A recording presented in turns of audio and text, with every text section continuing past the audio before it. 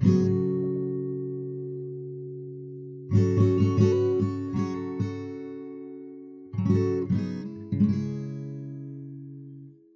grew up in the suburbs here in the U.S., first in the Bay Area, and then in the Midwest. Both cases were surprisingly similar. The yards in Missouri were much bigger than they were in California, but we still lived in neighborhoods removed from economic activity. My entire world was accessible. You didn't wander into the neighbors' yards, perhaps, but you might walk through them. Or there might be the neighbor with the yard that was just the right size for playing football with the other neighborhood kids. And so if they gave you permission, you spent a lot of your time there. In both cases, as far as I could walk in any direction, there were just more houses. They sometimes varied in size or design. Maybe there's that one offshoot street where all the rich people lived, and they had swimming pools and such. And the other where maybe it's mostly folks who make a little bit less money. There was some variety within the homogeny, but despite knowing the word suburbs as a kid, I never really took the time to think about what it meant. I guess I supposed that everyone lived in a situation much like mine, though perhaps in apartment buildings rather than ranch-style homes, with nearby parks instead of yards, with fences around them. The idea that you might be able to walk out your door to a corner store or a downstairs coffee shop never crossed my mind. The suburban model has flourished, but it's not the standard everywhere you go. There are places with mixed types of real estate and a greater amount of publicly accessible geography. There are places where there's more diversity of economic classes and cultural heritage. There are places that were built before the actually quite recent suburban boom, and others that have been built in the years since, as we've come to recognize the downsides of such an organizational system. On this episode, I want to talk about Suburbia and why so many people believe that it sucks. You're listening to Let's Know Things. I'm Colin Wright.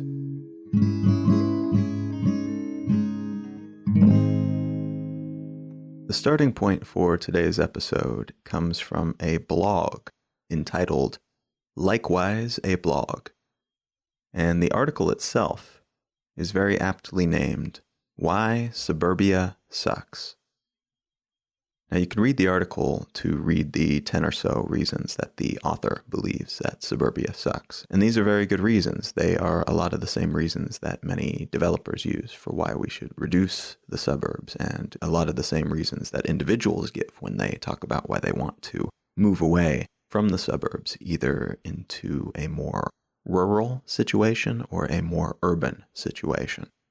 But what are we talking about when we talk about suburbs? Because I think we probably all know the word suburbs, but even though you can picture kind of what it is in your head, it may not be that you have a decent definition for it. I certainly didn't know the whole story before I started researching for this episode. When we talk about suburbs, we're actually talking about something that started back in Roman times. The Roman cities had suburbs, little walled cities that were outside of their cities, and they were essentially little towns that orbited the larger cities and kind of coasted off of those cities' economic wakes. So what you would do is work in the city and then live in these little walled settlements outside of the larger city if you couldn't afford to live within the city. Which sounds kind of familiar, right? I mean, that's what suburbs are today.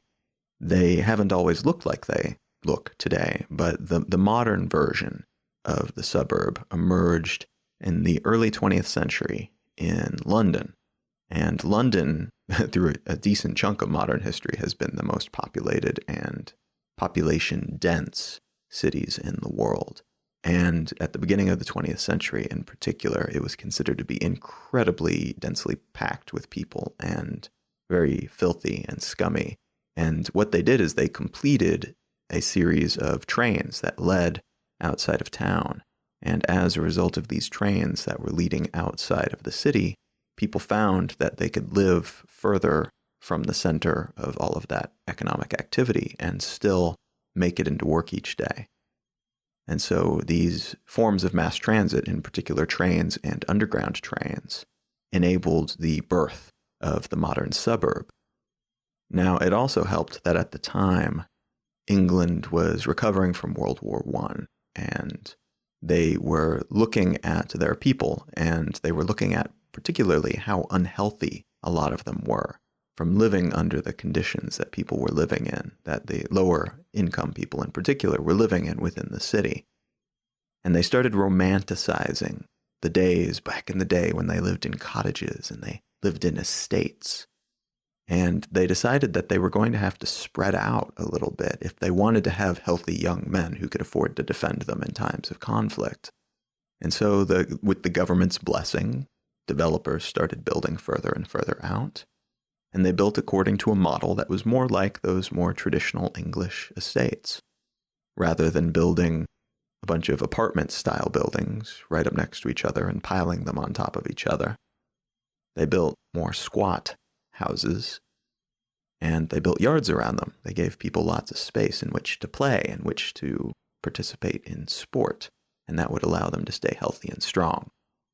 Around that same time, around just after World War I, New York and Boston had the biggest suburbs in the world. They had already fleshed out certain elements of their mass transit systems. And so they had these sprawling cities. And so they had neighborhoods shooting off in every which way that had access, relatively easy access to the center of town. And people would leave at the end of each day after going to work to essentially just go home and sleep before hopping on the train again. They considered these homes in the suburbs to be little more than just a place to go sleep at the end of actually living your life for the day. And so they spent as little time there as possible. Now that changed dramatically in the United States, around the world too, but particularly within the United States after World War II. And a couple of things conspired to make that happen, conspired to really blow the suburban experiment up to the next extreme. One of those things was the veterans were returning from overseas, were returning from wherever it was that they were fighting and coming home and deciding that they just wanted a quiet life. They wanted to chill the hell out for a bit. They wanted to relax. They wanted to have a nice home. They wanted to have a front porch. They wanted to have a car in the garage. And they wanted to have a yard where they could keep their dog or where their kids could play. They wanted something simple. They wanted the simple life. They didn't want to be around a bunch of people and the noise of the city. And it just so happened that around the same time, the FHA, the Federal Housing Administration, began to provide loans for several different types of people, but for veterans in particular. And these loans essentially allowed them to get houses, and all the veterans had to pay up front was 1.75% of the base amount of the loan. And so most of them could afford that. So they started scooping up houses left and right, and that fed the surge in development of these suburban homes that were not just places to go and sleep while you spent most of your days in the city, but rather a place to go live. You wanted to just turn this place into a little slice of heaven. Another simultaneous development was the completion of several skunk works projects, including the Manhattan Project, which led to the development of the atomic bomb. These skunk work projects, which is just the term used for kind of a project kept separate and in a lot of cases secret from everybody else. These were developed in their own little towns, and as a result of being able to operate these little towns where all of the people who worked on them lived there, essentially little planned communities, the government felt that they had a much better understanding of how to essentially build these pre-planned communities that would allow people to live in such a way that they were both productive and happy. But primarily, and this was something that was largely unspoken except by the people involved in the lead up to the Cold War, they were also convinced that in spreading out people in this way, removing people, particularly people that they considered to be vitally important, which were primarily scientists and people with a lot of money and prestige and such, keeping them spread out and away from cities would prevent a potential enemy, say somebody else that had an atomic bomb, from destroying a great deal of our intellectual and human infrastructure with one weapon, the way that we had when we dropped the bombs on Hiroshima and Nagasaki. So in an effort to spread out our human wealth, there were a lot of different ways in which the government, not necessarily directly subsidized, but certainly supported and greased the wheels for the expansion of the suburbs. And then from the mid-50s onwards, there was the further development, the expansion of something that we'd already started, but like a hardcore expansion of the American highway system.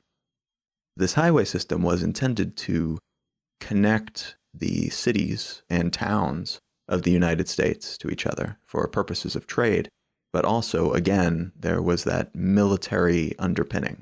There was the desire to be able to move around our weaponry and our people and anything else that might be important in case we were invaded or in case we needed to invade somebody else and move this equipment and these people around very quickly. And so the development of the highway system served the same purpose within the US that the trains and the underground trains served in London and in New York and Boston. They became kind of an alternative to a mass transit system, but something that allowed a far greater diversity in living locations for the people who wanted to work in cities. Now, the side effect of this, the sudden ability to live in these different places and to live in these ostensibly much more pleasant situations, places that were not so filthy and crowded and loud, places where you didn't have, perception-wise at least, you didn't have the crime issues that you were beginning to have in a lot of the cities. And then, in addition to that perception, there was also the perception that was popular then, thankfully not as popular now, that all of these immigrants were coming in and ruining our cities. And there was something called white flight within the US that essentially had a lot of white people moving from urban environments into the suburbs in an attempt to get away from these different colored people and these people with different religions and different values. And so that certainly fed the development of these communities as well, and later led to a lot of issues because a lot of suburban areas were essentially segregated, if not officially, some of them officially, but if not officially, certainly in practice, because the boards that regulated these areas and decided who could move in wanted to keep them pure and wanted to keep the quote-unquote riffraff out. And to them, again, a very different time, that was people of different colors and religions and so on. And so that's one of the original reasons that the suburban areas became associated with cultural and economic and in a lot of cases racial homogeny. A lot of these places were perceived at least to be kind of like country clubs where you were in or you were out. And if you weren't one of us, we don't want you to be here. And we all moved here to protect our kids, to protect our families. And protection, in the way that that word was being used at the time, was protection from outside influences and ideas, dangerous things. And just to give you an idea of why, at that time, we were looking at things, our enemies. We had just finished a war with fascists. And the new enemy was a group of communists. And a lot of the tensions within the United States were happening in the South and in urban centers, and they were racial tensions. And so anytime you have a triumvirate of different influences, different things to be concerned about, there are going to be certain groups of people that, with the best intentions, will look at that and say, okay, I cannot even deal with this, and go flee. And in this case, they were being encouraged on all sides, economically and by the government, by their own cultural perception. You know, when your friends move there and then your other friends move there, then you probably want to move there as well. And so this was an effect that was amplified because there were so many different variables contributing to it. And this ties into and feeds a lot of other issues that are much bigger concepts that I won't get into now, maybe on a future episode. But the development and the perpetuation of ghettos within the United States, for example, were partially the result of white flight and other versions of it, where certain elements of an economic class start to move out, and then the incentive to screw people over and not upkeep buildings and to keep people segregated within certain parts of town that effect is amplified and leads to a lot of incredibly unfortunate consequences. But we touched on briefly the idea of designed cities. We had the English that were looking out into all of these open fields that they had and realizing we've got a lot of open space and we've got all of our people crammed in these little tiny areas. It's making us incredibly unhealthy. Maybe we can do it better. And there was a very popular movement for a little while there, just for a decade or two, called the Garden City movement, that had very specific ideas about the ideal living situation in terms of how certain gardens and certain parks and certain streets should all be laid out. If you look it up, it's kind of like a feng shui for how to lay out a city, but very like a very British version of that was derived from literature rather than spirituality. But they're not the only ones to have stumbled upon or developed the idea of pre-planned cities and urban planning.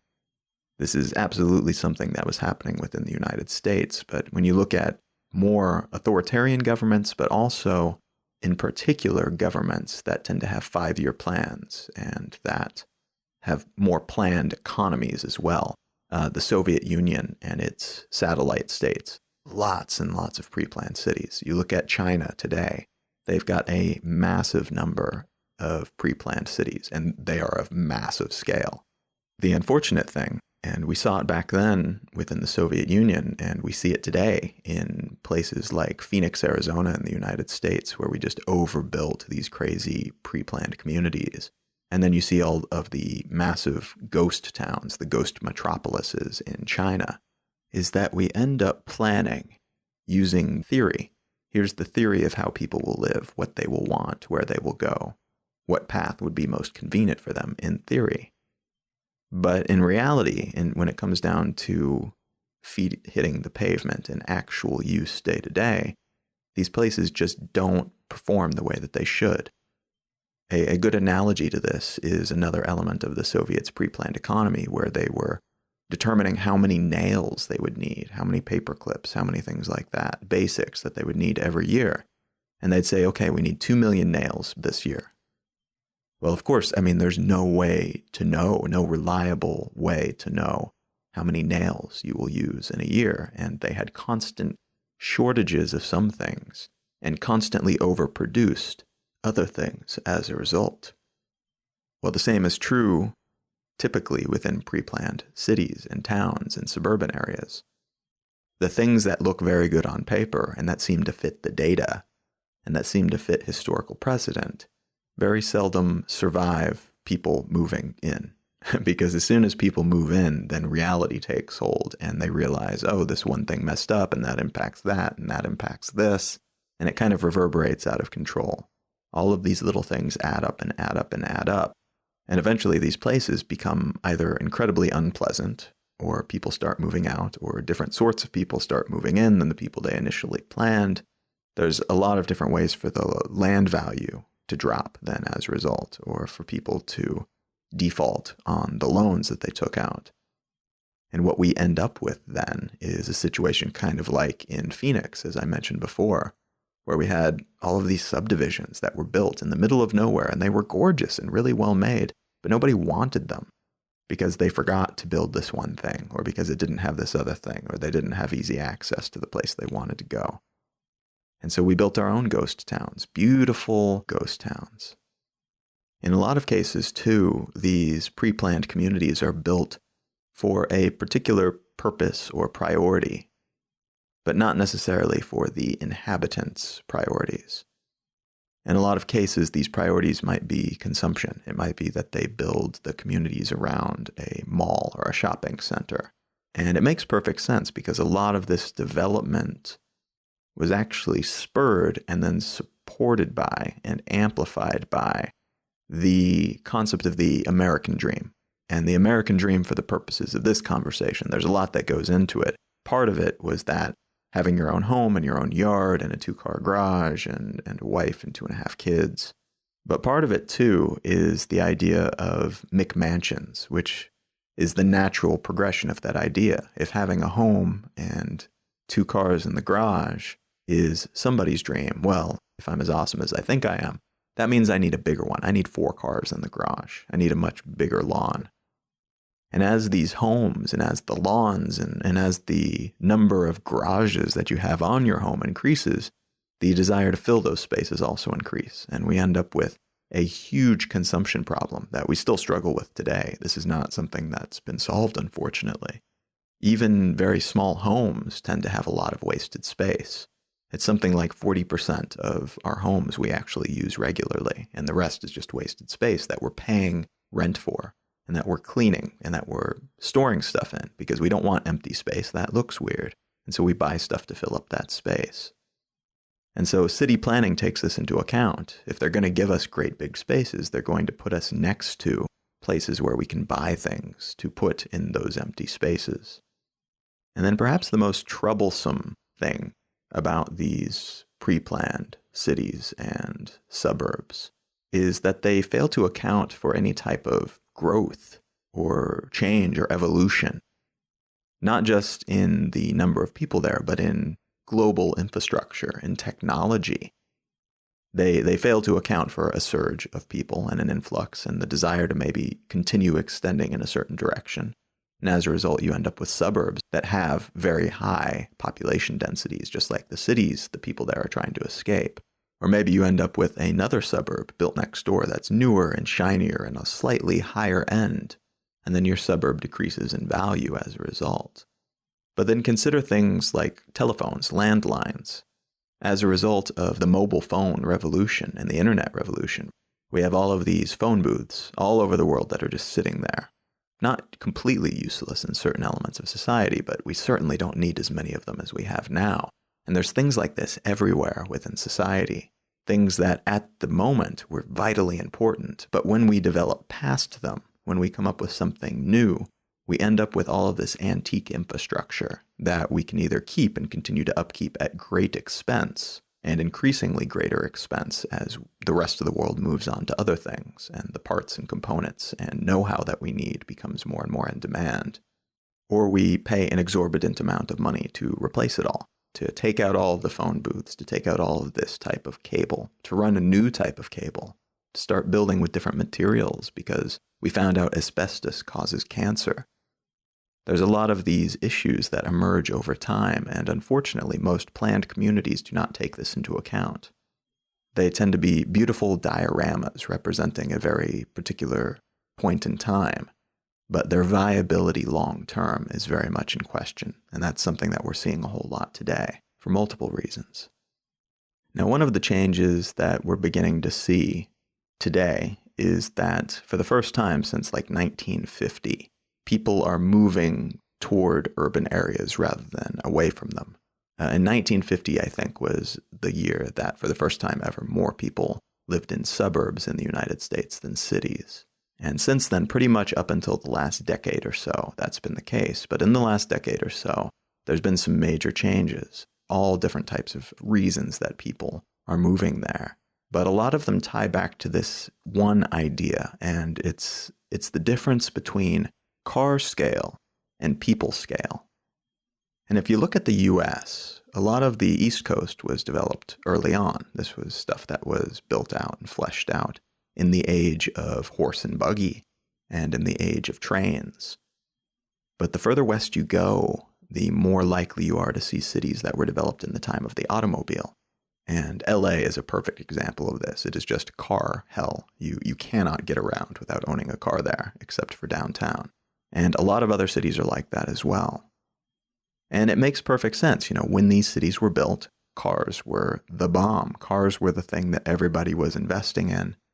We had no reason to believe that the car boom would ever subside. And we were building out the superhighway system, and the dice were rolled, and everything was coming up car. And as a result, we ended up building our cities, we ended up building our suburbs, we ended up building everything in car scale. And that means that it doesn't matter if you can walk to a grocery store. If you can drive there, that's close enough. When you leave your home, it doesn't matter that you can't get anywhere just by walking, because you're going to get in your car anyway. This city was built for the car. So this affects convenience issues like that, but even the city itself, even the look and feel of it, is based on a car rather than a human being. We need these great big avenues and thoroughfares and streets, because we're prioritizing car traffic over pedestrian traffic. And you can definitely feel that difference if you try to walk down a street in Phoenix, Arizona, compared to walking down a street in Paris. You see the difference immediately. A people scale city is shaped and proportioned for a human being without a car around them. And that tends to feel quite a bit more comfortable. And this is something that we're gravitating toward significantly more than we were back in the 50s, 60s, 70s, 80s, 90s. We were still romanticizing the car then, and there's a big pushback against that idea now that we've seen the downsides of these pre-planned suburban areas and the commute economy to begin with. I mean, suburbs were built because of the commute. They were built to allow people to have affordable housing while still working in the city. And today, for a lot of people, the idea of getting in your car and driving for however long it takes you to get to work simply doesn't make sense anymore. Now, something often attributed to the myriad variables that go into something being car scale or people scale is that these planned, organized, separated areas tend to be quite sterile and identityless. Because if you break them all apart and you put where people live separate from where they live, like you have their homes separate from where they go to get a drink, separate from where they go to work, separate from where they go to meet up with friends, then you don't get the shared culture between those areas. You tend to lack the unpredictability, and unpredictability is valuable to the creative process. You don't accidentally run into people on the way to and from work because you're getting in your car. You end up instilling a sense of homogeny to all these different places. And so every workplace begins to look like every other workplace. Every place where you go to sleep begins to look like every other place where you go to sleep. There's no cross-pollination between these different cultures because we've built everything bento box-like so that it has its own little compartment. And in a lot of cases, the way these areas are planned out to begin with are planned by technocrats. It's planned by people who are higher up. And so they don't necessarily understand the needs of the people, the working class man and woman who are living in these places. And so everything begins to look griddable. Everything begins to look like something you can put on a spreadsheet. And when it comes to people and how they live and what makes them happy and fulfilled, that's almost never the case.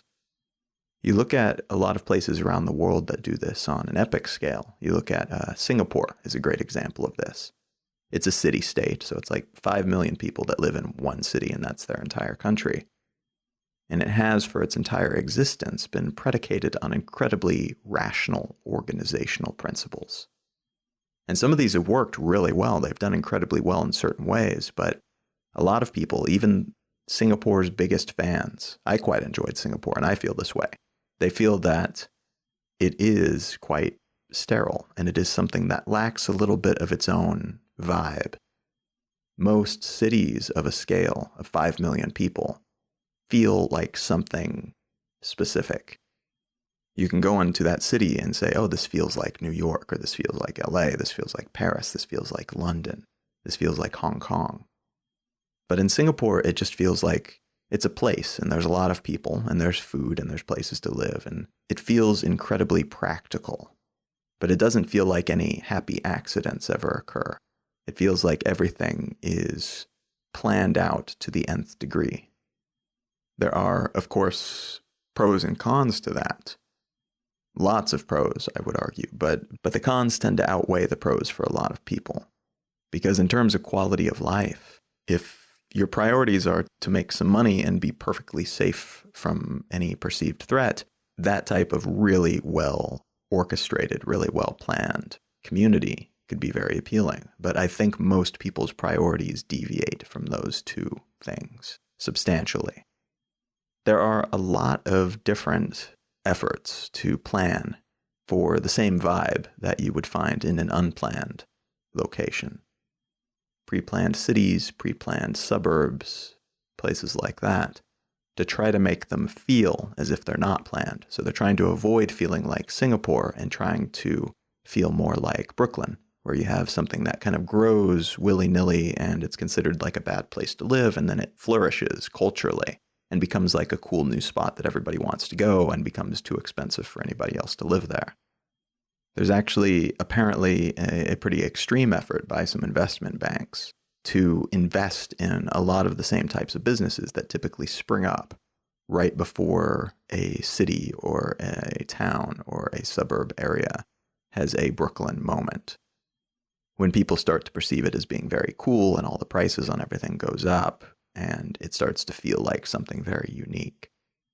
And so they'll go into a town and they'll buy up as much real estate as possible, and then they'll start investing in like a cool secondhand store and a cool hipster coffee shop and a vegan restaurant. And then over the course of 5 or 10 years, when the place becomes very cool, they knock down a lot of the buildings that were there and they start to build condos, something that I've come to call gentrification condos, because they tend to herald the arrival of people who are very moneyed into an area where traditionally it hasn't been people who are very wealthy. And then those traditional occupants are forced to move out and go someplace where they can actually afford to live. And a bunch of people who work in a more moneyed sector, like in technology or energy, all move in and go to the hipster coffee shops and the vegan restaurants. Silicon Valley, San Francisco in general, is a great example of this, but there's a lot of different places where this is happening right now. And it's in an effort, in a lot of cases, by investors, real estate investors in particular, to take advantage of this unplanned value gain in certain areas that happens typically as a result of natural evolution and cross-pollination of ideas, but they are trying to catalyze that artificially. I learned a term while researching this episode. There is a type of element that you can add to a city, that you can build into a city when you're trying to plan it out, that allows you to grow that city and evolve that city and change that city over time. And the theory behind this is called tactical urbanism. And the idea is that you essentially work modular elements like pedestrian bridges and plazas and arcades and green belts. They've got a great green belt in Atlanta, Georgia, that goes around the city and it's built where the old train line was. And that's essentially what these are. These are different elements that you can either reappropriate old infrastructure and turn them into something new based on the changing times, or you can build in new elements that adds an additional level, sometimes quite literally an additional level, like a second story or a third story for pedestrians to walk on. And this is all in an effort to keep a city feeling livable, in order to keep it a place where people want to live. In a lot of cases, the way this is being applied right now is in cities that have been built car scale. They are building skyways and pedestrian bridges and cycling bridges and bike lanes on the streets in order to allow more people to walk and bike and interact with each other and go to that little coffee shop on the street that nobody would stop at if they were in a car because there's no parking. And it's very clever. It's a very clever utilization, reutilization, rebirth of these elements. And a lot of them, the most popular ones from what I've seen, are the reappropriated ones. And so a lot of the investment is simply in changing something rather than tearing something out and putting in something shiny and new. And that allows a city to keep something of its history while still allowing it to change with the times, to change as the people living in it change. And that's important, really. I mean, having a high quality of life in a city can mean the difference between it being a thriving, culturally sophisticated neighborhood and being a ghost town. We are cresting the horizon on a whole slew of new options in terms of communication, transportation, construction, commerce, housing, so many industries. Fleets of autonomous, on-demand cars and cheap, sustainable power and building materials that soak up CO2 instead of adding more to the atmosphere. Employment opportunities that don't require a commute at all, that don't require you to leave your home or your bed. Dormitory-like shared space apartment complexes, modular and prefab housing. 3D printing, which will allow us to potentially print a lot of things that we would otherwise go shopping for. And urban gardens, farm scrapers, farms contained within skyscrapers, which bring fresh food to urban centers and prevent food deserts. All of these things allow us to spend a lot less time in transit, commuting, the way that we would have in the past, the recent past. They allow us to be much more selective in terms of where we live, so we can choose a lot of the work that we do and the places that we sleep and where we spend our time based on our priorities in terms of culture and the places that we really enjoy, the places that resonate with us, rather than the places that just happen to be within commuting distance of the office that we have to go sit at. These are innovations that have already and will continue to change everything about the way that we live and the way that we work, the places we spend most of our time. And who knows, maybe with the right upgrades, even the suburban model could be dragged kicking and screaming into the present day, which is also the future. A planned community like that might make more sense if we've got really smart technology built in, and if we build in features that also allow it to evolve as the people evolve and their needs evolve. But for the moment, at least, there's a reason that people around the world are flooding into cities at an unprecedented rate. And at the moment, because of the current state of suburbs, namely that they tend to suck, I don't see that changing anytime soon.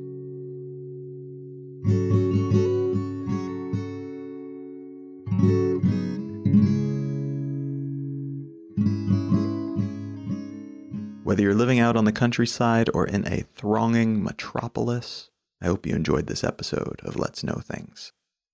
If you're digging the show, I would very much appreciate it if you'd take a second to leave a review on iTunes or Stitcher or wherever you get your podcasts.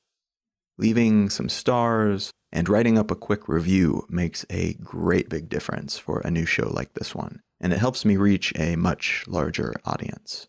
You can also support the show by contributing $1 per episode. More if you like, but $1 per episode would be awesome.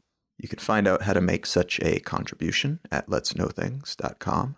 Or you can purchase one of my books. I've written 30 some odd books of different genres.